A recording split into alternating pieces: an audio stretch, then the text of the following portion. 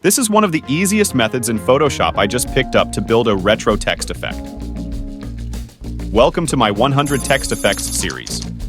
Episode 9. Let's start with a dark background and type some random text. Now the original background is a little bit too bright. So I use shortcut Command-L or Control-L to get a levels adjustment layer to make the background darker. And for the text color, I don't want pure white. A bit of cream white will be better for this demonstration. There is only one layer style you need for this method. Double-click the text in the Layers panel, find Drop Shadow.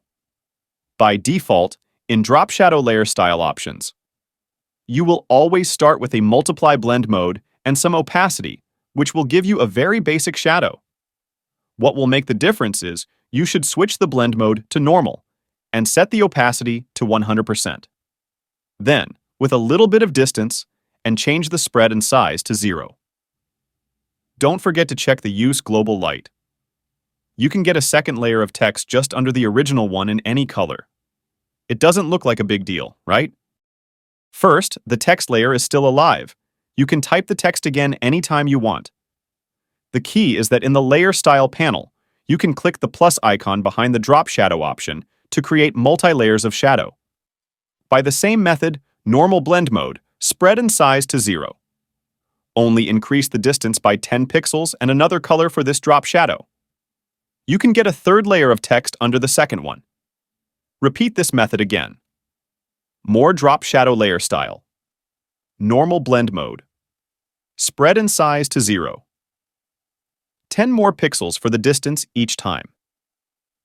Change the color. And since you have already checked the Use Global Light, you can change the angle anytime, and all the layers will get this angle at the same time. Finally, you will get a text effect with multi-layers. But to get a retro look, this design is all about choosing the right colors and right fonts.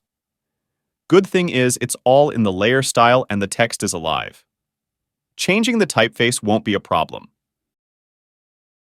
With this method, you can easily create lots of colorful designs. I'm sure you can do a better job than I do.